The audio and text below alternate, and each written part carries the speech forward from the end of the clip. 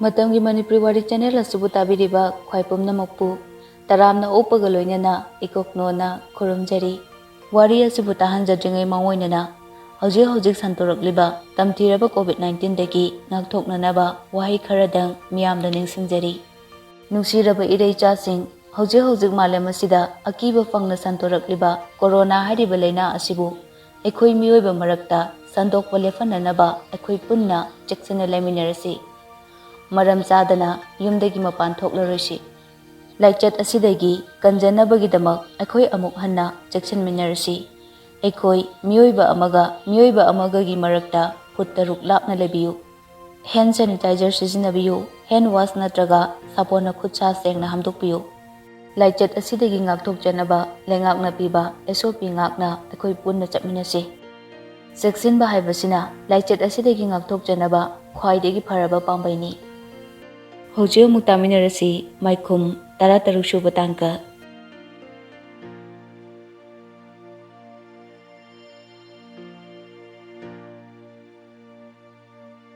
Bridget ki seliba dress tuna yengbada Dr. amuk sumali magi moong duda amuksu chingnei boyai na sum changlakpaduda Bridget ti masado umang kangkhalakle boyai na nakanda leiriba hidak hapa box duda hairap yenglaga hairei Doktor ngambana di box da yauriba hidak sina kapalore hai sina karamba makhalgi hidak no Bridget na sina atopane asi haraga nangoroi matagum thanengi khudang no tap pairaga kapkudabagi tawi boyai na Bridget ki makutu tap phai Bridget ngakna boyai da yengduna lei boyai so Bridget ki mamittuda michana na yengi boyai na kapironu doctor mama sasu thudokpa karisu tawdre Doktor nganbana su kapningai leitri haire tanja duda thanin tapna mamit pangthorai aduga mangda lepliba Bridget tamuna yengi marks upsangrapasu hana masak khangbagum phawri thaninda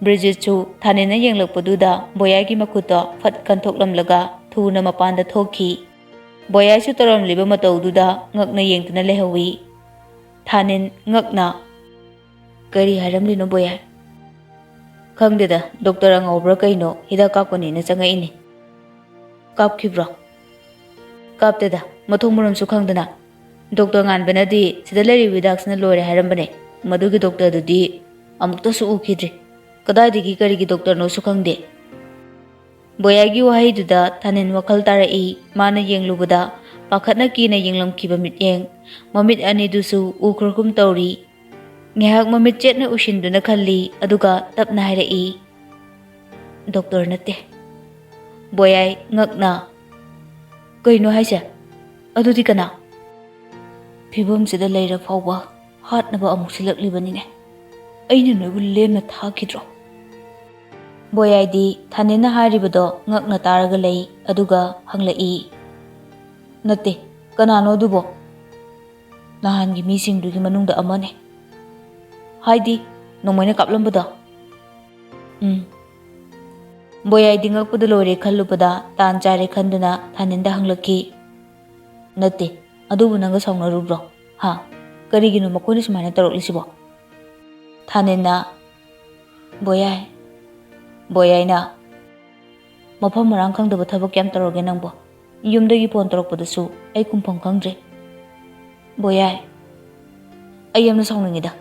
Nasa hek phobangane yumda leina batawse a hotel du se legi khalana sinine migi minai oruba harise khara khangba tare dina si de phobu khanga hairona thongna yamna phabrona boyai na thanengi wahe khudingi wa dumalakane haiba khangi aduna thanen makha ta dana tuminna leikre boyai sungang boya bakara breng angam laga chap lepkre thanenna aigi phone do amtu pirakira boyai pocketagi phone do lokthok thaninda pi aduga hairei ai mapanda leige apamba leradi hairo hoi boyai na thokibadu thanina manungdagi nofet tongna yenghowi aduga magi phone da yauriba thawbagi number duda amu call tawi thanina soktuna lerakpadagi thawbuga paw phawnadri thawbana hello thanina Bye. Bye.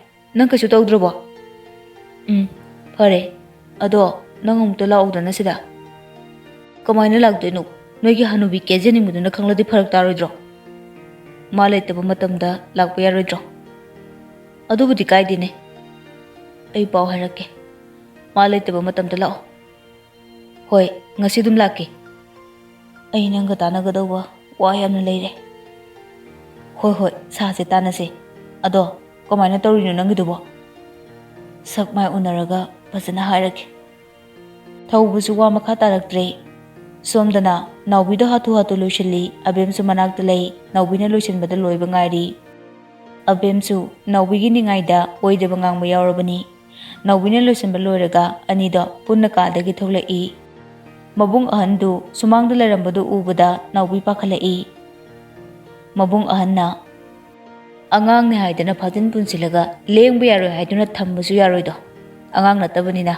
ꯑꯕꯦꯝ ꯆꯦꯛꯁꯤꯟꯅ ꯆꯠꯂꯨ ꯀꯨꯏꯔꯛꯀꯅꯨꯀꯣ ꯊꯨꯅ ꯍꯜꯂꯛꯅꯕ ꯇꯧ ꯑꯕꯦꯝꯅ ꯍꯣꯏ ꯇꯥꯆꯧ ꯀꯨꯏꯔꯛꯑꯣꯏꯌꯦ ꯅꯦꯆꯧꯍꯣꯏ ꯐꯥꯎꯕꯗꯪꯅꯦ ꯑꯁꯨꯝꯅ ꯑꯅꯤꯗꯨ ꯀꯣꯟꯊꯣꯡ ꯋꯥꯡꯃ ꯂꯥꯜꯂꯕꯗ ꯑꯕꯦꯝꯅ ꯇꯞꯄꯤꯡ ꯍꯥꯏꯔꯛꯏ ꯑꯁ ꯑꯩꯗꯤꯅꯦ ꯃꯤꯍꯨꯜꯒꯁꯦ ꯑꯃꯠꯇ ꯌꯥꯎꯗ꯭ꯔꯦꯗ ꯅꯪꯅ ꯅꯝꯗꯅ ꯍꯦꯛ ꯑꯣꯏꯗꯕ ꯉꯥꯡꯍꯜꯂꯦꯕ ꯑꯩꯁꯦ ꯉꯁꯤ ꯈꯛꯇꯅꯤꯀꯣ ꯑꯗꯨꯁꯨ ꯃꯇꯦꯡꯗꯣ ꯌꯥꯎꯗꯕ ꯌꯥꯗꯕꯒꯤꯅꯤ ꯍꯣꯏ ꯕꯥ ꯑꯗꯣ ꯗꯥꯕꯣꯌꯥꯏꯗ ꯍꯥꯟꯅ ꯍꯥꯏꯈꯤꯒꯦ ꯍꯣꯏ ꯍꯥꯏꯈ꯭ꯔꯣ ꯑꯕꯦꯝ ꯕꯣꯌꯥꯏꯗ ꯀꯣꯜ ꯇꯧꯏ ꯕꯣꯌꯥꯏꯅ ꯑꯕꯦꯝ ꯀꯩꯗꯧꯔꯦ ꯗꯥꯕꯣꯌꯥꯏ ꯅꯥꯎꯕꯤꯒ ꯑꯩꯈꯣꯏꯅ ꯍꯣꯁꯄꯤꯇꯥꯜꯗ ꯂꯥꯛꯏꯌꯦ ꯍꯧꯖꯤꯛ ꯗꯥꯕꯣꯌꯥꯏ ꯍꯣꯁꯄꯤꯇꯥꯜꯗ ꯂꯩꯕ꯭ꯔꯣ ꯕꯣꯌꯥꯏ ꯉꯛꯅ ꯑꯁ ꯀꯩꯅꯣ ꯇꯧꯅꯔꯤꯕ ꯏꯔꯥꯡꯁꯤꯗ ꯀꯣꯟꯅ ꯇꯞꯅ ꯏꯪꯅ ꯂꯥꯛꯄ ꯌꯥꯗ꯭ꯔꯣ ꯅꯥꯎꯕꯤꯅ ꯆꯠꯂꯨꯁꯦꯅ ꯂꯥꯛꯄꯅꯦ ꯐꯔꯦ ꯂꯥꯛꯑꯣ ꯑꯩ ꯉꯥꯏꯔꯝꯂꯒꯦ ꯑꯕꯦꯝꯅ ꯐꯣꯟꯗꯣ ꯊꯝꯈꯤꯕꯒ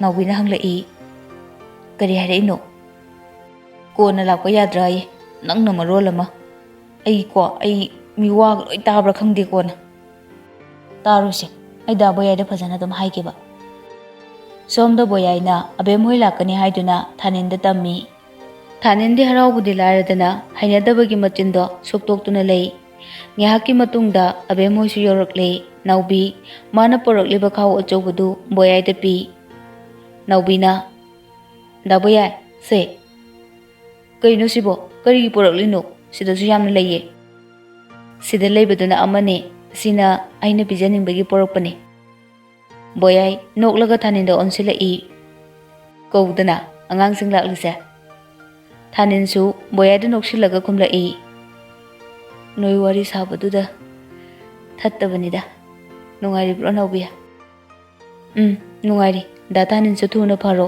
ꯍꯥꯟꯅꯒꯨꯝꯅ ꯀꯜꯂꯣ ꯍꯣꯏ ꯐꯔꯦꯗ ꯀꯜꯂꯕꯅꯦ ꯕꯣꯌꯥꯏꯒ ꯑꯕꯦꯝꯒꯗꯨ ꯏꯪꯀꯤꯠ ꯇꯧꯅꯔꯒ ꯃꯄꯥꯟꯗ ꯊꯣꯛꯈ꯭ꯔꯦ ꯅꯥꯎꯕꯤꯅ ꯗꯥ ꯊꯥꯅꯤꯟ ꯁꯦꯝ ꯆꯥꯅꯤꯡꯕ꯭ꯔꯣ ꯑꯩ ꯈꯣꯛꯂꯛꯎꯔꯥ ꯆꯥꯅꯤꯡꯗꯦꯗ ꯀꯣꯟꯅ ꯆꯥꯅꯤꯡꯂꯒ ꯕꯣꯌꯥꯏ ꯍꯣꯏ ꯁꯦꯝꯍꯜꯂꯒꯦ ꯅꯥꯎꯕꯤ ꯇꯨꯃꯤꯟꯅ ꯑꯃꯨꯛ ꯂꯩ ꯉꯥꯏꯍꯥꯛꯀꯤ ꯃꯇꯨꯡꯗ ꯇꯞꯅ ꯑꯃꯨꯛ ꯍꯥꯏꯔꯛꯏ ꯗꯥ ꯊꯥꯅꯤꯟ ꯃꯤꯒ ꯌꯥꯝꯅ ꯈꯠꯅꯕ꯭ꯔꯣ ꯅꯨꯡꯉꯥꯏꯅꯗꯕ ꯌꯥꯝꯅ ꯂꯩꯕ꯭ꯔꯣ ꯅꯨꯡꯉꯥꯏꯅꯗꯕꯗꯤ ꯃꯁꯤꯡ ꯈꯪꯗꯅ ꯂꯩꯗ ꯀꯩꯒꯤꯅꯣ ꯑꯗꯨꯗꯤ ꯁꯨꯃꯥꯏꯅ ꯁꯨꯝ ꯊꯣꯛꯂꯗꯤ ꯀꯃꯥꯏꯅ ꯇꯧꯅꯤ ꯑꯩꯒꯤ ꯂꯥꯏꯕꯛ ꯍꯥꯏꯗꯨꯅꯤꯗ ꯃꯁꯦ ꯂꯥꯏꯕꯛꯇ ꯇꯩꯁꯟꯕꯗꯤ ꯐꯠꯇꯦ ꯕꯣꯌꯥꯏꯅ ꯇꯝꯃꯛꯈꯤꯕꯅꯦ ꯅꯉꯣꯟꯗ ꯆꯤꯊꯤ ꯑꯃ ꯂꯥꯛꯑꯦ ꯍꯥꯏ ꯑꯗꯣ ꯄꯤꯔꯝꯕ ꯅꯨꯃꯤꯠꯇꯨꯗꯤ ꯈꯪꯍꯧꯕ꯭ꯔꯣ ꯈꯪꯍꯧꯗꯦ ꯑꯉꯥꯡꯗ ꯅꯨꯄꯥ ꯑꯃꯅ ꯄꯤꯔꯝꯃꯦ ꯍꯥꯏꯗꯨꯅ ꯄꯤꯔꯛꯄꯅꯦ ꯑꯗꯨꯅꯦ ꯑꯩꯗ ꯅꯠꯇꯅ ꯑꯩꯒ ꯅꯛꯁꯤꯟꯅꯕ ꯃꯤꯁꯨ ꯁꯣꯛꯑꯣꯏ ꯍꯥꯏꯕ ꯉꯝꯗꯦ ꯊꯥꯅꯤꯟꯒꯤ ꯅꯥꯀꯣꯏꯅꯅ ꯍꯥꯏꯔꯤꯕ ꯋꯥꯗꯨ ꯅꯥꯎꯕꯤꯁꯨ ꯈꯪꯉꯤ ꯊꯥꯅꯤꯟꯒꯤ ꯋꯥꯍꯩꯗꯣ ꯇꯥꯕꯗ ꯀꯔꯤꯒꯤꯅꯣ ꯈꯪꯗꯅ ꯄꯤ ꯏꯔꯥ ꯆꯦꯜꯂꯛꯈꯤ ꯅꯥꯎꯕꯤꯅ ꯑꯗꯨꯗꯤ ꯗꯥ ꯊꯥꯅꯤꯟꯗ ꯀꯅꯥꯝꯇꯅ ꯅꯛꯁꯤꯟꯗ꯭ꯔꯗꯤ ꯗꯥ ꯊꯥꯅꯤꯟ ꯏꯊꯟꯇ ꯍꯤꯡꯂꯒꯦ ꯍꯥꯏꯔꯤꯔꯣ ꯏꯊꯟꯇ ꯍꯤꯡꯉꯣ ꯍꯥꯏꯕꯅꯦ ꯑꯩꯗꯤ ꯑꯗꯨꯅ ꯏꯊꯟꯇ ꯍꯤꯡꯗꯣꯏꯅꯦ ꯀꯅꯥꯁꯨ ꯑꯩꯒꯤ ꯃꯔꯝꯒꯤ ꯁꯣꯛꯇꯅꯕ ꯅꯥꯎꯕꯤꯒꯤ ꯃꯤꯠꯂꯨꯗꯨꯗꯒꯤ ꯄꯤꯗꯣ ꯇꯞ ꯇꯥꯔꯛꯏ ꯊꯥꯅꯤꯟꯁꯨ ꯎꯏ ꯑꯗꯨꯕꯨ ꯀꯔꯤꯝꯇ ꯍꯥꯏꯗꯅ ꯎꯁꯟꯅꯗꯅ ꯂꯩ ꯅꯥꯎꯕꯤꯅ ꯏꯊꯟꯇ ꯍꯤꯡꯅꯤꯡꯂꯛꯇꯕ ꯃꯇꯝꯗꯗꯤ ꯃꯗꯨꯃ ꯑꯩꯒꯤ ꯄꯨꯟꯁꯤ ꯂꯝꯕꯤꯁꯤꯗꯗꯤ ꯂꯥꯛꯍꯜꯂꯔꯣꯏ ꯅꯥꯎꯕꯤ ꯇꯥꯔꯛꯂꯤꯕ ꯄꯤꯗꯣ ꯃꯈꯨꯠꯇꯅ ꯑꯃꯨꯛ ꯇꯩꯊꯣꯛꯏ ꯑꯗꯨꯒ ꯍꯥꯏꯔꯛꯏ ꯗꯥ ꯊꯥꯅꯤꯟ ꯋꯥ ꯌꯥꯝꯅ ꯉꯥꯡꯈ꯭ꯔꯦ ꯗꯥ ꯕꯣꯌꯥꯏꯅ ꯋꯥ ꯌꯥꯝꯅ ꯉꯥꯡꯍꯟꯒꯅꯨ ꯍꯥꯏꯔꯝꯕꯅꯦ ꯑꯩꯁꯨ ꯊꯣꯛꯂꯒꯦ ꯌꯨꯝꯗ ꯀꯨꯏꯔꯛꯂꯣꯏ ꯍꯥꯏꯔꯝꯕꯅꯦ ꯃꯄꯥꯟꯗ ꯅꯊꯟꯇ ꯄꯥꯛꯊꯣꯛꯀꯅꯨ ꯊꯥꯅꯤꯟꯅ ꯑꯗꯨꯝꯅ ꯆꯦꯛꯁꯤꯟꯕ ꯋꯥꯖꯕꯒꯤ ꯃꯑꯣꯡꯗ ꯍꯥꯏꯔꯛꯄꯗꯨꯗ ꯅꯧꯕꯤ ꯈꯪꯀꯞ ꯀꯞꯅꯤꯡꯉꯛꯈꯤ ꯑꯗꯨꯕꯨ ꯈꯪꯖꯤꯜꯂꯒ ꯀꯥꯗꯨꯗꯒꯤ ꯊꯣꯛꯂꯛꯈꯤ ꯃꯄꯥꯟꯗ ꯑꯕꯦꯡꯒ ꯕꯣꯌꯥꯏꯒ ꯋꯥꯔꯤ ꯁꯥꯗꯨꯅ ꯂꯩꯔꯝꯃꯤ ꯃꯈꯣꯏꯒꯤ ꯃꯅꯥꯛꯇ ꯆꯪꯂꯛꯂꯒ ꯅꯧꯕꯤꯅ ꯍꯥꯏꯔꯛꯈꯤ ꯑꯕꯦꯝ ꯍꯜꯂꯁꯦ ꯕꯣꯌꯥꯏꯅ ꯍꯜꯂꯒꯦ ꯍꯥꯏꯔꯤꯔꯣ ꯍꯣꯏ ꯐꯔꯦ ꯐꯔꯦ ꯍꯜꯂꯣ ꯑꯗꯣ ꯐꯖꯅ ꯌꯨꯝꯗ ꯆꯨꯝꯗ꯭ꯔꯤꯡ ꯆꯪꯉꯨ ꯑꯇꯩꯗ ꯑꯃꯨꯛ ꯆꯠꯈ꯭ꯔꯅꯨꯀꯣ ꯅꯨꯄꯤ ꯑꯅꯤꯗꯨ ꯆꯠꯈ꯭ꯔꯕꯗ ꯕꯣꯌꯥꯏ ꯔꯨꯝꯗ ꯑꯃꯨꯛ ꯆꯪꯂꯛꯏ ꯕꯣꯌꯥꯏꯅ ꯆꯪꯂꯛꯄꯗꯨꯗ ꯊꯥꯅꯤꯟꯅ ꯍꯪꯂꯛꯈꯤ ꯃꯌꯨꯝꯗ ꯃꯕꯨꯡ ꯑꯅꯤ ꯂꯩꯗꯥꯏ ꯃꯄꯥꯟ ꯊꯣꯛꯄ ꯌꯥꯕ ꯖꯥꯠꯂꯥ ꯕꯣꯌꯥꯏꯅ ꯈꯪꯗꯦ ꯁꯤꯗ ꯆꯠꯀꯅꯤ ꯍꯥꯏꯕ ꯈꯪꯂꯝꯗꯧ ꯃꯥꯟꯗꯦ ꯇꯥꯃꯣ ꯍꯣꯏꯕꯨ ꯆꯥꯍꯣꯏꯗꯦ ꯏꯌꯥꯝꯕꯗꯣ ꯅꯣꯏꯒꯤ ꯍꯅꯨꯕꯤꯗꯨꯒꯤ ꯊꯕꯛ ꯂꯩꯔꯦꯅ ꯆꯠꯈꯤꯕꯅꯤ ꯃꯈꯣꯏ ꯑꯍꯨꯝ ꯄꯨꯟꯅ ꯑꯩ ꯂꯩꯍꯧꯕꯁꯤꯗ ꯃꯈꯣꯏꯁꯨ ꯅꯦꯅꯥ ꯇꯥꯅ ꯆꯠꯈꯤꯕꯅꯤ ꯇꯟꯖꯥꯗꯨꯗ ꯏꯕꯨ ꯆꯥꯒꯦ ꯀꯣꯜ ꯂꯥꯛꯄꯗꯒꯤ ꯊꯥꯅꯤꯟꯅ ꯑꯣꯛꯂꯒ ꯐꯣꯟꯗꯣ ꯕꯣꯌꯥꯏꯗ ꯄꯤ ꯕꯣꯌꯥꯏꯅ ꯏꯌꯥꯝꯕ ꯕꯣꯌꯥꯏ ꯅꯪ ꯉꯁꯤꯗꯤ ꯈꯔ ꯊꯦꯡꯂ ꯐꯥꯎꯕ ꯂꯩꯔꯝꯕ ꯇꯥꯔꯦ ꯑꯩꯁꯨ ꯐꯠ ꯍꯦꯛ ꯂꯥꯛꯄ ꯌꯥꯗ꯭ꯔꯦ ꯃꯦꯗꯥꯝꯒ ꯊꯕꯛ ꯑꯃ ꯆꯠꯊꯣꯛꯂꯤ ꯊꯦꯡꯂꯁꯨ ꯊꯦꯡꯅ ꯂꯥꯛꯄꯗꯤ ꯑꯗꯨꯝ ꯂꯥꯛꯀꯦ ꯀꯥꯏꯗꯦꯗ ꯏꯌꯥꯝꯕ ꯐꯣꯟꯗꯣ ꯊꯝꯈ꯭ꯔꯕꯗ ꯊꯥꯅꯤꯟꯅ ꯕꯣꯌꯥꯏꯗ ꯍꯪꯂꯛꯏ ꯀꯔꯤ ꯍꯥꯏꯔꯛꯂꯤꯅꯣ ꯑꯣ ꯉꯁꯤꯁꯦ ꯊꯦꯡꯅ ꯂꯥꯛꯀꯦ ꯅꯣꯏ ꯍꯅꯨꯕꯤꯗꯨꯒ ꯊꯕꯛ ꯆꯠꯊꯣꯛꯏꯌꯦ ꯑꯣ ꯐꯣꯟꯗꯣ ꯄꯤꯔꯛꯑꯣ ꯀꯅꯥꯗ ꯑꯃꯨꯛ ꯇꯧꯒꯦ ꯍꯥꯏꯅꯣ ꯄꯤꯗ ꯄꯤꯔꯛꯑꯣ ꯕꯣꯌꯥꯏꯗꯒꯤ ꯐꯣꯟꯗꯣ ꯂꯧꯔꯒ ꯊꯧꯕꯗ ꯀꯣꯜ ꯇꯧꯏ ꯊꯥꯅꯤꯟꯅ ꯚꯥꯏ ꯉꯁꯤ ꯂꯥꯛꯄ ꯌꯥꯗꯧ ꯑꯣꯏꯔꯗꯤ ꯂꯥꯛꯑꯣ ꯁꯤꯗꯁꯨ ꯃꯤ ꯑꯃꯠꯇ ꯂꯩꯇꯦ ꯊꯧꯕꯅ ꯀꯅꯥꯝꯇ ꯂꯥꯛꯑꯔꯣꯏ ꯍꯥꯏꯕ꯭ꯔꯣ ꯂꯥꯛꯑꯁꯨ ꯊꯦꯡꯅ ꯂꯥꯛꯀꯅꯤ ꯑꯣ ꯐꯔꯦ ꯑꯗꯨꯗꯤ ꯑꯩ ꯍꯧꯖꯤꯛ ꯂꯥꯛꯑꯒꯦ ꯊꯥꯅꯤꯟꯒꯤ ꯕꯥꯏꯛꯇꯨ ꯊꯧꯕꯅ ꯁꯤꯖꯤꯟꯅꯕꯒꯤ ꯃꯥꯒꯤ ꯃꯅꯥꯛꯇ ꯂꯩꯕꯅꯤ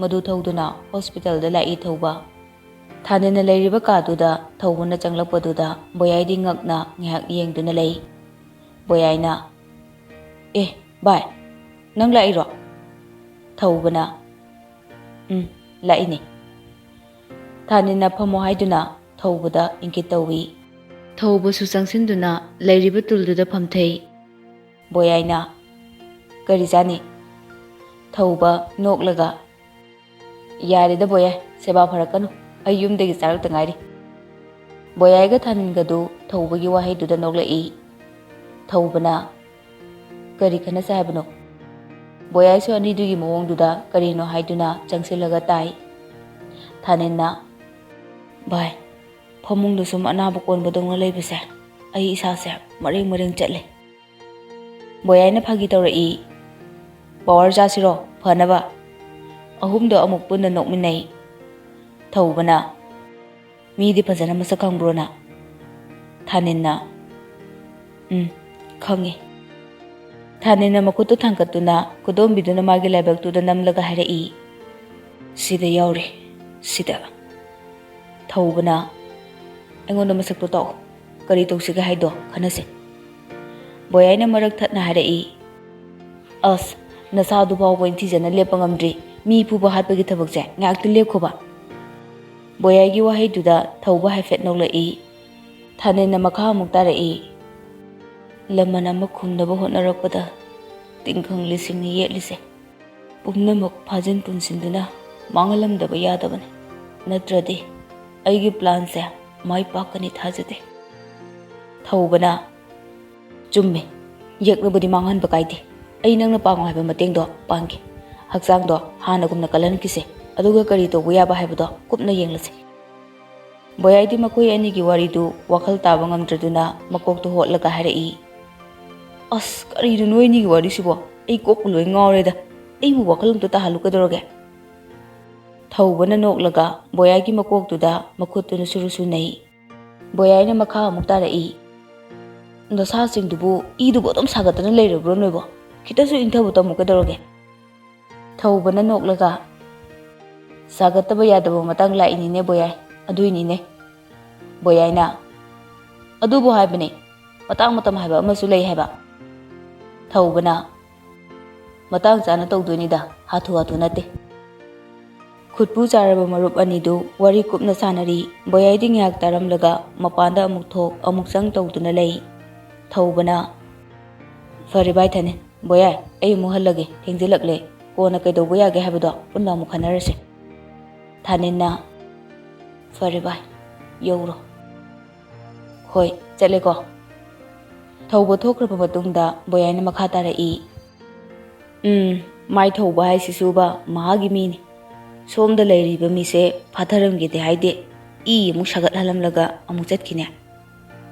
ꯕꯣꯌꯥꯏꯒꯤ ꯋꯥꯍꯩꯗꯨꯗ ꯊꯥꯅꯤꯟ ꯍꯥꯏꯐꯦꯠ ꯅꯣꯛꯏ. ꯃꯗꯨ ꯎꯕꯗ ꯕꯣꯌꯥꯏꯅ ꯊꯥꯅꯤꯟꯗ ꯌꯦꯡꯂꯒ ꯑꯃꯨꯛ ꯍꯥꯏꯔꯛꯏ. ꯋꯥ ꯉꯥꯡꯗꯅ ꯇꯨꯃꯤꯟꯅ ꯅꯣꯛꯄ ꯍꯥꯏꯗꯣ ꯃꯤ ꯌꯥꯝꯅ ꯎꯁꯤꯠꯇꯕꯒꯤ ꯃꯑꯣꯡꯅꯤ.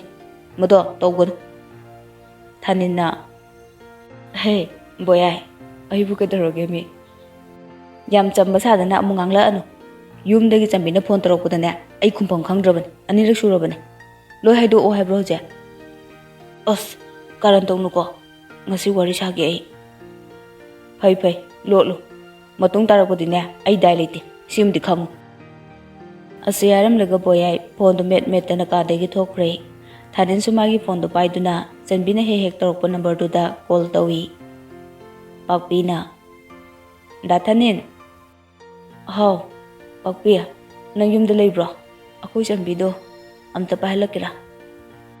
ꯍꯣꯏ ꯄꯥꯏꯍꯜꯂꯛꯀꯦ ꯗꯥ ꯊꯥꯅꯤꯟ.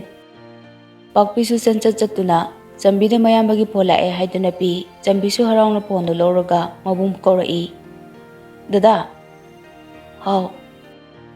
ꯅꯍꯥꯟꯗꯒꯤ ꯅꯪ ꯐꯣꯟ ꯄꯥꯏꯗ꯭ꯔꯤꯗꯣ ꯀꯩꯒꯤꯅꯣ? ꯑꯅꯤꯔꯛ ꯁꯨꯔꯦ ꯑꯩꯅ ꯇꯧꯔꯛꯄ. ꯗꯥ ꯕꯣꯌꯥꯏꯅ ꯑꯗꯨꯝ ꯄꯥꯏꯔꯛꯑꯦ. ꯗꯥ ꯕꯣꯌꯥꯏꯅ ꯇꯝꯗ꯭ꯔꯣ ꯑꯩꯅ ꯐꯣꯟ ꯇꯧꯔꯛꯑꯦꯅ? ꯇꯝꯃꯦ. ꯑꯗꯨꯒꯤꯅꯦ ꯇꯧꯔꯛꯂꯤꯁꯦ. ꯄꯥꯕꯨꯡꯕꯨ ꯀꯃꯥꯏꯅ ꯇꯧꯔꯤꯒꯦ? ꯍꯛꯆꯥꯡꯁꯨ ꯀꯩꯁꯨ ꯇꯧꯗ꯭ꯔꯕꯣ? ꯄꯥꯕꯨꯡ ꯀꯩꯁꯨ ꯇꯧꯗ꯭ꯔꯦ. ꯑꯗꯣ ꯗꯗꯥ ꯅꯪ ꯑꯩꯈꯣꯏꯁꯦ ꯅꯨꯡꯁꯤꯗ꯭ꯔꯕꯣ? ꯑꯩꯅ ꯐꯣꯟ ꯇꯧꯔꯛꯑꯦ ꯍꯥꯏꯔꯒ ꯍꯜꯂꯒꯁꯨ ꯇꯧꯔꯛꯇ꯭ꯔꯤꯗꯣ. ꯃꯕꯨꯛꯅꯤꯡ ꯅꯨꯡꯁꯤꯔꯕ ꯆꯟꯕꯤꯅ ꯀꯞꯂꯒ ꯉꯥꯡꯕꯒꯤ ꯈꯣꯟꯖꯦꯜꯗꯨ ꯅꯤꯛꯂꯛꯏ. ꯊꯥꯅꯤꯟꯁꯨ ꯃꯆꯟꯕꯨ ꯊꯦꯝꯂꯛꯏ. ꯑꯉꯥꯎꯕꯤ ꯑꯩ ꯊꯕꯛ ꯆꯤꯟꯗꯅ ꯇꯧꯕꯅꯦ. ꯑꯁꯤꯒꯤꯕꯨ ꯀꯞꯇꯅ ꯇꯧꯔꯤꯅꯦ. ꯁꯦ ꯗꯗꯥ ꯋꯥ ꯍꯥꯏꯒꯦ ꯑꯝꯇ ꯇꯥꯎꯁꯦ. ꯆꯟꯕꯤꯗꯤ ꯈꯨꯝꯂꯛꯇ꯭ꯔꯦ. ꯇꯨꯃꯤꯟꯅ ꯇꯥꯔꯒ ꯂꯩ. ꯊꯥꯅꯤꯟꯅ ꯑꯩꯁꯦ ꯍꯧꯖꯤꯛ ꯊꯕꯛ ꯌꯥꯝꯅ ꯆꯤꯟꯕ ꯃꯇꯥꯡ ꯑꯃ ꯑꯣꯏꯔꯤ. ꯍꯞꯇꯥ ꯑꯅꯤꯃꯨꯛ ꯂꯩꯔꯒ ꯊꯕꯛꯁꯦ ꯈꯔ ꯀꯣꯝꯂꯛꯂꯅꯤ. ꯍꯦꯛ ꯀꯣꯝꯂꯛꯄꯒ ꯑꯩ ꯂꯥꯛꯀꯦꯀꯣ. ꯀꯞꯂꯅꯣꯕ. ꯁꯦ ꯀꯞꯀꯅꯣꯕ. ꯅꯍꯥꯟꯃꯨꯛꯁꯨ ꯄꯥꯕꯨꯡꯅ ꯃꯪ ꯅꯨꯡꯉꯥꯏꯇꯦ. ꯗꯗꯥ ꯀꯩꯗꯧꯒꯦ ꯍꯪꯉꯣꯅ ꯐꯣꯟ ꯇꯧꯔꯛꯑꯒ ꯗꯗꯥꯅ ꯄꯥꯏꯁꯨ ꯄꯥꯏꯔꯛꯇꯦ. ꯗꯥ ꯕꯣꯌꯥꯏꯅ ꯑꯣꯏꯅ ꯄꯥꯏꯔꯛꯈꯤ. ꯑꯁꯤ ꯍꯥꯏꯔꯒ ꯆꯟꯕꯤ ꯃꯈꯣꯟ ꯊꯣꯛꯅ ꯀꯞꯂꯛꯏ. ꯊꯥꯅꯤꯟꯁꯨ ꯃꯆꯟꯒꯤ ꯃꯇꯧꯗꯨꯗ ꯍꯦꯟꯅ ꯑꯗꯨꯝ ꯅꯨꯡꯁꯤꯔꯛꯈꯤ. ꯊꯥꯅꯤꯟꯅ ꯍꯣꯏ ꯁꯦ ꯌꯥꯔꯦ ꯀꯞꯀꯅꯣꯕ. ꯍꯞꯇꯥ ꯑꯅꯤ ꯈꯛꯇꯪꯅꯤꯁꯦ. ꯑꯩ ꯁꯣꯏꯗꯅ ꯂꯥꯛꯀꯅꯤ. ꯂꯥꯛꯇ꯭ꯔꯗꯤ? ꯏꯆꯦ ꯂꯥꯛꯀꯅꯤ ꯍꯥꯏ ꯋꯥꯅꯤ. ꯑꯗꯨꯗꯤ ꯊꯝꯕ ꯌꯥꯔꯕ꯭ꯔꯣ? ꯐꯣꯟ ꯄꯤꯈ꯭ꯔꯒꯦ. ꯍꯣꯏ ꯊꯝꯃꯣ. ꯀꯞꯀꯅꯨꯀꯣ ꯄꯥꯕꯨꯡꯒꯤ ꯃꯥꯡꯗ. ꯐꯣꯟ ꯊꯝꯈ꯭ꯔꯕ ꯃꯇꯨꯡꯗ ꯆꯟꯕꯤꯅ ꯃꯆꯦꯝꯆꯥꯗ ꯐꯣꯟꯗꯣ ꯄꯤꯈꯤ. ꯑꯗꯨꯒ ꯏꯃꯨꯡꯗ ꯆꯪꯂꯛꯏ. ꯌꯥꯆꯪꯉꯛꯄꯒꯤ ꯉꯥꯍꯧ ꯋꯥꯀꯤꯡ ꯆꯠꯈꯤꯕ ꯂꯣꯀꯦꯟꯁꯨ ꯍꯟꯖꯤꯜꯂꯛꯂꯦ. ꯆꯟꯕꯤꯅ ꯏꯃꯨꯡ ꯃꯥꯡꯒꯣꯜꯗꯨ ꯋꯥꯏꯔꯝ ꯇꯥꯁꯤꯜꯂꯤ. ꯆꯟꯕꯤꯅ ꯄꯥꯕꯨꯡ ꯗꯗꯥꯗꯣ ꯍꯞꯇꯥ ꯑꯅꯤꯃꯨꯛ ꯂꯩꯔꯒ ꯂꯥꯛꯀꯦ ꯍꯥꯏꯔꯛꯑꯦ. ꯗꯥꯔꯤꯗ ꯐꯝꯗꯨꯅ ꯂꯩꯔꯤꯕ ꯂꯣꯀꯦꯟ ꯆꯟꯕꯤꯒꯤ ꯋꯥꯍꯩꯗꯨꯗ ꯃꯃꯥꯏꯗꯨ ꯂꯩꯁꯤꯜꯂꯒ ꯍꯥꯏꯔꯛꯏ. ꯍꯥ ꯅꯕꯨꯡꯕꯨ ꯐꯣꯟ ꯇꯧꯔꯛꯑꯝꯕ꯭ꯔꯣ? ꯀꯨꯏꯗ꯭ꯔꯤꯌꯦ ꯊꯝꯈꯤꯕ. ꯀꯩꯁꯨ ꯊꯣꯏꯗꯣꯛꯄ ꯇꯧꯗꯦ ꯍꯥꯏꯕ꯭ꯔꯣ? ꯀꯩꯁꯨ ꯇꯧꯗꯦ ꯍꯥꯏꯌꯦ. ꯂꯣꯀꯦꯟꯅ ꯃꯆꯤꯟꯗ ꯇꯞꯅ ꯁꯣꯜꯂꯤ. ꯃꯪꯅ ꯃꯪ ꯅꯨꯡꯉꯥꯏꯇ꯭ꯔꯤꯕ ꯃꯁꯛꯇꯨ ꯎꯅꯤꯡꯕꯅꯤꯅꯦ ꯑꯩꯗꯤ. ꯆꯟꯕꯤꯁꯨ ꯃꯄꯥꯅ ꯁꯣꯜꯂꯤꯕꯗꯨ ꯍꯥꯏꯔꯞ ꯇꯥꯍꯧꯋꯤ. ꯑꯗꯨꯕꯨ ꯈꯨꯝꯂꯨꯗ꯭ꯔꯦ. ꯂꯣꯀꯦꯟꯅ ꯑꯩꯈꯣꯏꯒꯤꯁꯨ ꯐꯣꯟ ꯑꯃꯇꯪ ꯂꯧꯒꯦ ꯍꯥꯏꯅ ꯇꯧꯕꯅꯤ. ꯃꯤꯒꯤꯗ ꯁꯨꯝ ꯌꯦꯠꯄꯁꯦ ꯅꯨꯡꯉꯥꯏꯇ꯭ꯔꯦꯅꯦ. ꯂꯣꯀꯦꯜꯒꯤ ꯋꯥꯍꯩꯗꯨꯗ ꯆꯟꯕꯤꯗꯣ ꯃꯄꯥꯗ ꯌꯦꯡꯂꯛꯏ. ꯁꯣꯝꯗꯁꯨ ꯊꯣꯏ ꯅꯨꯃꯤꯗꯥꯡ ꯋꯥꯏꯔꯝꯒꯤ ꯁꯨꯃꯥꯡꯗ ꯂꯥꯏꯗꯨꯛ ꯊꯥꯔꯤ. ꯇꯟꯖꯥꯗꯨꯗ ꯁꯥꯕꯤꯇ꯭ꯔꯤꯁꯨ ꯃꯥꯒꯤ ꯈꯣꯡꯂꯣꯏꯁꯤꯡꯗꯨꯒ ꯊꯕꯛ ꯆꯠꯊꯣꯛꯂꯨꯕꯗꯨ ꯍꯜꯂꯛꯂꯝꯃꯤ. ꯕꯥꯅꯨꯁꯨ ꯁꯨꯃꯥꯡꯗ ꯂꯩꯔꯤꯕ ꯂꯩꯒꯤ ꯒꯝꯂꯥꯁꯤꯡꯗꯨꯗ ꯏꯁꯤꯡ ꯆꯥꯏꯗꯨꯅ ꯂꯩꯔꯝꯃꯤ. ꯕꯥꯅꯨꯅ ꯉꯁꯤꯗꯤ ꯊꯦꯡꯉꯤꯗ. ꯁꯥꯕꯤꯇ꯭ꯔꯤꯅ ꯆꯠꯇ ꯌꯥꯗꯕ ꯊꯕꯛ ꯑꯃ ꯂꯥꯛꯇꯨꯅ ꯆꯠꯊꯣꯛꯂꯨꯔꯦ. ꯊꯣꯏꯁꯨ ꯁꯥꯕꯤꯇ꯭ꯔꯤꯗ ꯍꯥꯏꯔꯞ ꯌꯦꯡꯉꯤ. ꯋꯥꯍꯩ ꯈꯔꯗꯣ ꯍꯥꯏꯔꯝꯂꯒ ꯁꯥꯕꯤꯇ꯭ꯔꯤ ꯃꯥꯒꯤ ꯀꯥꯗ ꯆꯪꯗꯨꯅ ꯃꯐꯤ ꯍꯣꯡꯉꯤ. ꯋꯦꯟꯗꯤꯁꯨ ꯇꯟꯖꯥ ꯆꯥꯅ ꯆꯪꯂꯛꯏ. ꯃꯃꯥ ꯀꯩꯒꯤꯅꯣ ꯊꯦꯡꯂꯛꯏꯗꯤ? ꯍꯣꯁꯄꯤꯇꯥꯜꯗ ꯆꯪꯂꯨꯔꯕ꯭ꯔꯣ? ꯆꯪꯗ꯭ꯔꯦ. ꯑꯩ ꯉꯁꯤꯗꯤ ꯊꯦꯡꯂꯦꯅ ꯏꯕꯣꯆꯥ ꯊꯥꯈ꯭ꯔꯦ. ꯋꯦꯟꯗꯤ ꯇꯞꯅ ꯁꯣꯜꯂꯤ. ꯑꯩꯅ ꯍꯣꯁꯄꯤꯇꯥꯜꯗ ꯆꯠꯁꯦ ꯍꯥꯏꯔꯒ. Savitri Wendy harap yenglei wadi ngangde Wendy su makha taramdana kadagi thokkhre Wendy na thokkiba ngak lebaga Savitri na ibocha ta call tawki Savitri na ibocha Madam Yorobro nang Hoi madam pau aruba ma leire Kadore Naha nongmoina kaplamba thaninbu phuramba misakto ngasi thaningi manakta laktuna mana tumlingaida hidak kapsilaga hatnaba torome hai Savitri pau do tabada swai lauki Kai noi bocha nang harisibo Asengmani madam thanina tamlokpa natte thaningi mamanaba boya haiduna tamlokpani Hujiti kari phibam da leiri Thoidopa karisu tawdre madam Aisu kagi hek thongma pada lejeri Fare noi khara kupna senoko Hoi madam Savitri phone do hek thambaga maraibakta makutuna kana nami mata sengna makokto puba ngamdre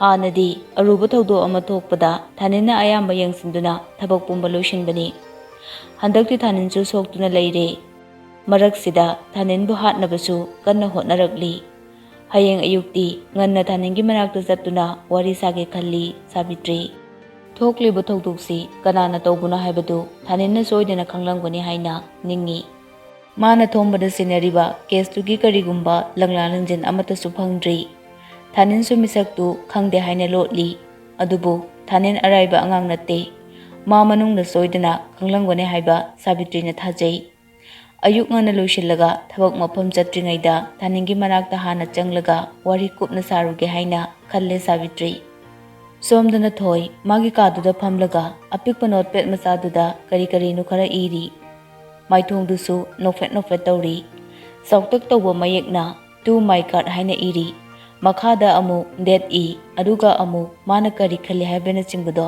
irammi Mathangi lemai singdasu ananba khuina macha khaina mathang iri Iba loirabada notepad do khumjillaga drawer manungduda chaksin hapchinki Aduga kari nu khara panaba amuk tawki Tanjaduda nganbagi ko lakpaduda thoi phone do amuk paikhatli Nganbana Hello Thoina Nungairibro Pau tadribo Kai paunu Namanabina phone kamta toroktro Torokte kemta haraktiye kai lerage danganba Invitation su laktaba Thoidi nganbana ngangliba mayamdu tabda ingangakle phone du paina makhada kumtharai aduga kitchen da changlai Banugi manakta changsinduna amo hanglai Antia invitation ga lakpro aigi mingda Banuna Aidi khangdine mapanda ga leibra na harap yengo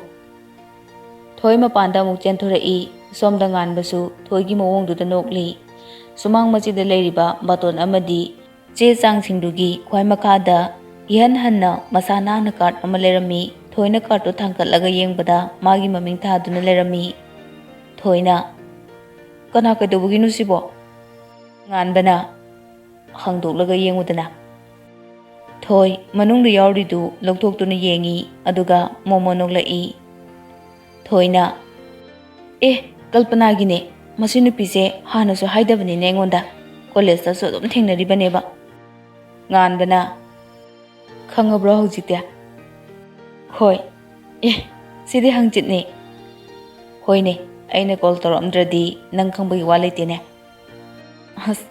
Hana su college da sigi manin kari su phangkide adugi thausaru dabane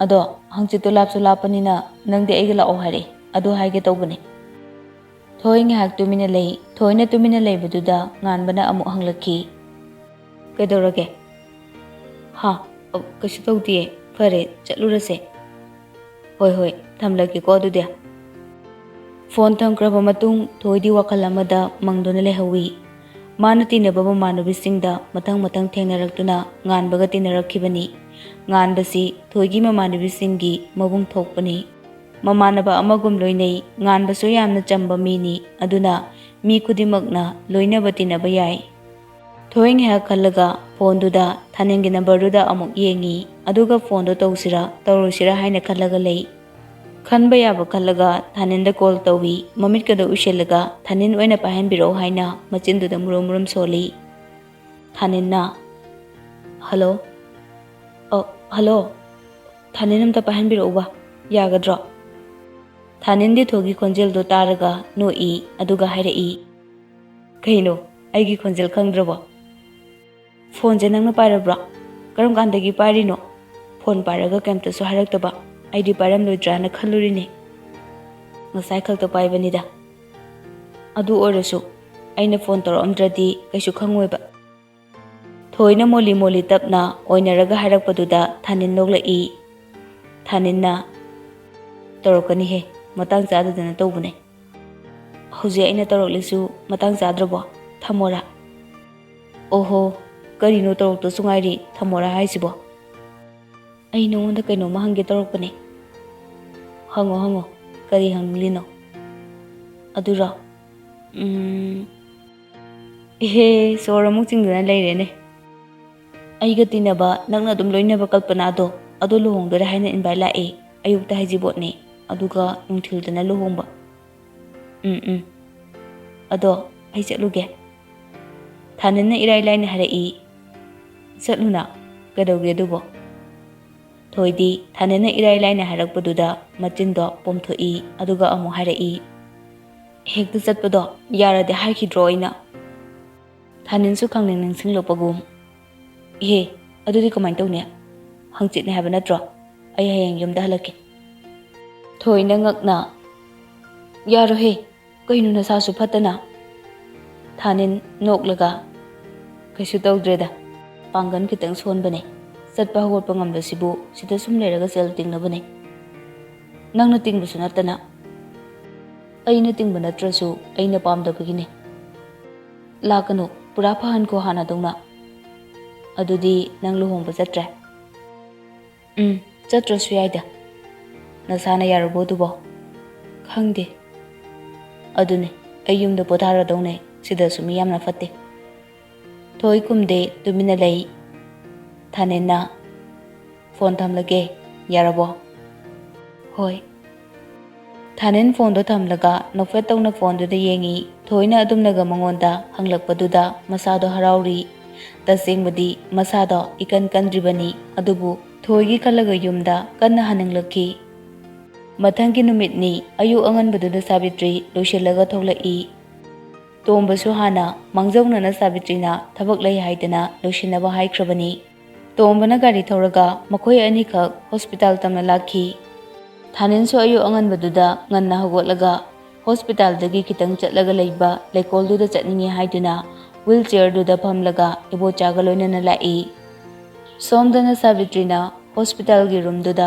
ꯊꯥꯅꯤꯟ ꯂꯩꯔꯝꯗꯕꯗꯨꯗ ꯏꯕꯣꯆꯥꯗ phone ꯇꯧꯔꯛꯈꯤ ꯁꯥꯕꯤꯇ꯭ꯔꯤꯅ ꯏꯕꯣꯆꯥ ꯅꯣꯏ ꯀꯥꯏꯗ ꯂꯩꯒꯦ madam ꯂꯥꯛꯄꯤꯔꯤꯔꯣ ꯊꯥꯅꯤꯟꯗꯣ ꯑꯌꯨꯛꯀꯤ ꯅꯨꯡꯁꯤꯠ ꯑꯁꯦꯡꯕ ꯐꯪꯅꯤꯡꯉꯦ ꯍꯥꯏꯗꯅ ꯁꯣꯝꯗ ꯉꯥꯏꯍꯥꯛ ꯀꯣꯏꯊꯣꯔꯛꯄꯅꯦ ꯍꯟꯖꯔꯛꯑꯒꯦ ꯀꯗꯥꯏꯗꯅꯣ ꯂꯩꯔꯤꯗꯨꯕꯣ ꯑꯩ ꯑꯗꯨꯗ ꯑꯣꯏꯅ ꯂꯥꯛꯑꯒꯦ ꯍꯣꯁꯄꯤꯇꯥꯜꯒꯤ ꯃꯈꯥ ꯊꯪꯕꯗ ꯂꯩꯕ ꯂꯝꯕꯤ ꯑꯗꯣꯝꯗ ꯂꯥꯛꯄꯤꯔꯣ ꯃꯦꯗꯥꯝ ꯏꯕꯣꯆꯥꯅ ꯐꯣꯟꯗꯣ ꯊꯝꯈꯤꯕꯒ ꯊꯥꯅꯤꯟꯅ ꯑꯃꯨꯛ ꯍꯪꯂꯛꯈꯤ ꯇꯥꯃꯣ ꯀꯔꯤ ꯍꯥꯏꯔꯛꯂꯤꯅꯣ ꯃꯦꯗꯥꯝꯗꯣ ꯁꯤꯗ ꯂꯥꯛꯑꯦ ꯀꯗꯥꯏꯗ ꯂꯩꯒꯦ ꯍꯪꯂꯛꯄꯅꯦ ꯉꯥꯏꯍꯥꯛꯀꯤ ꯃꯇꯨꯡꯗ ꯁꯥꯕꯤꯇ꯭ꯔꯤꯁꯨ ꯌꯧꯁꯤꯜꯂꯛꯂꯦ ꯊꯥꯅꯤꯟ ꯁꯥꯕꯤꯇ꯭ꯔꯤꯗ ꯍꯥꯏꯔꯞ ꯅꯣꯛꯇꯨꯅ ꯌꯦꯡꯂꯛꯏ ꯃꯅꯥꯛ ꯅꯛꯅ ꯎꯅ ꯃꯁꯥ ꯅꯥꯟꯅ ꯁꯦꯝꯂꯤꯕ ꯐꯝꯐꯝꯗꯨꯗ ꯁꯥꯕꯤꯇ꯭ꯔꯤ ꯆꯪꯁꯤꯟꯗꯨꯅ ꯐꯝꯊꯩ ꯑꯗꯨꯒ ꯇꯣꯝꯕꯗ ꯃꯤꯆꯤꯅ ꯍꯥꯏꯔꯞ ꯌꯦꯡꯂꯒ ꯏꯪꯒꯤꯠ ꯇꯧꯏ ꯇꯣꯝꯕꯁꯨ ꯁꯥꯕꯤꯇ꯭ꯔꯤꯒꯤ ꯏꯪꯒꯤꯠꯇꯨ ꯈꯪꯂꯗꯨꯅ ꯏꯕꯣꯆꯥꯕꯨ ꯀꯧꯊꯣꯛꯇꯨꯅ ꯃꯐꯝꯗꯨꯗꯒꯤ ꯊꯣꯛꯈ꯭ꯔꯦ ꯊꯥꯅꯤꯟꯅ ꯒꯨꯗ ꯃꯣꯔꯅꯤꯡ ꯃꯦꯗꯥꯝ ꯁꯥꯕꯤꯇ꯭ꯔꯤꯁꯨ ꯅꯣꯛꯐꯦꯠ ꯇꯧꯔꯛꯏ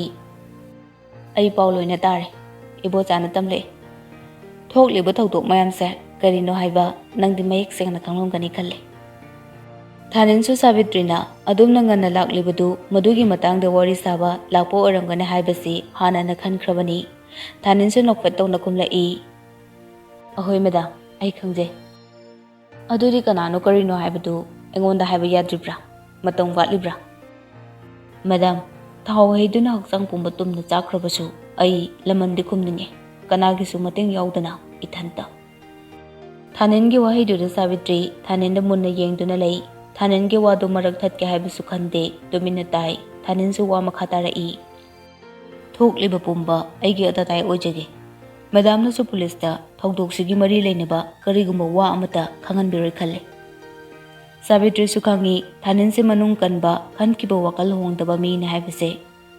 Savitrina Hare lamsida ai kutingdilaro ai tumina laikrage adubu misal to kanano haibadumadi ai khangini.